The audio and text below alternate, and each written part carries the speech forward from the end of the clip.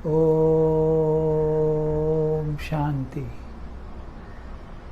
देखिए भाई, इस दुनिया में कितने लोग हैं। बहुत सारे लोग हैं। अभी पॉपुलेशन कितना बढ़ गया है, तो क्या है, लड़ाई झगड़ा भी ज़्यादा हो रहा है, नीचे ऊपर भी ज़्यादा हो रहा है, और सब जल्दी जल्दी हो रहा है। आज ये हो रहा है तो फिर थोड़ी देर के बाद वो हो रहा है। तो ये ऐसा इसलिए है कि सब जो भी आत्माएं परम धाम में थी वो सब नीचे आ गई है।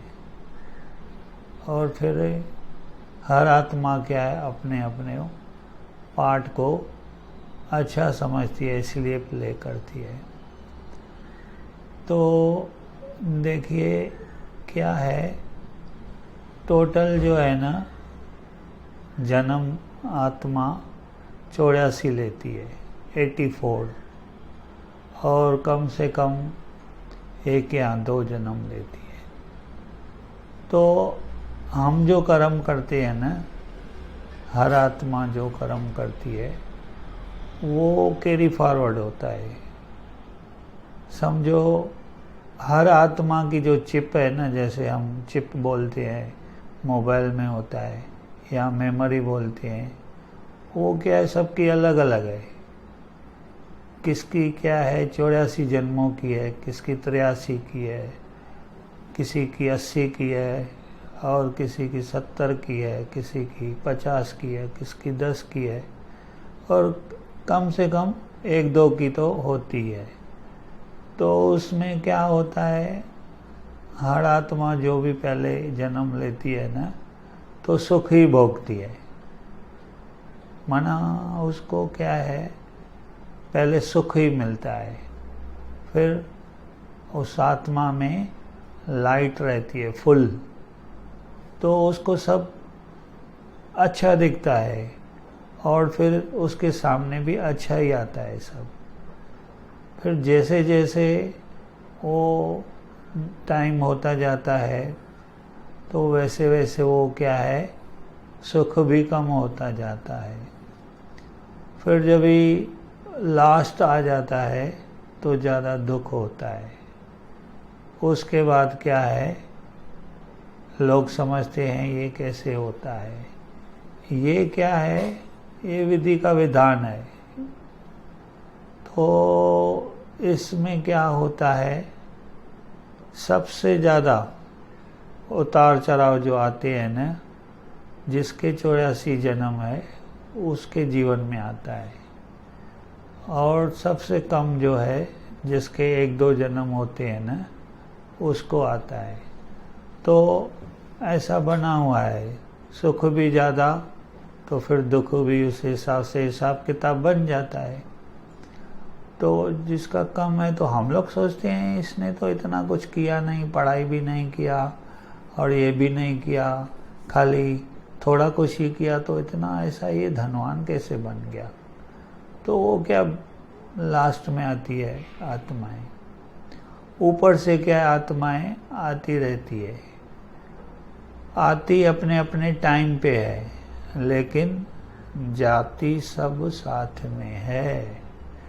ऐसा ये ज्ञान जो है परम पिता परमात्मा शिव बाबा ने ब्रह्मा बाबा के द्वारा दिया है। एक ही परमात्मा निराकार है, बाकी सब शरीरधारी है। तो इसमें क्या हो जाता है, ये समझने से हम संतुष्ट हो जाते हैं, धन्य धन्य हो जाते हैं।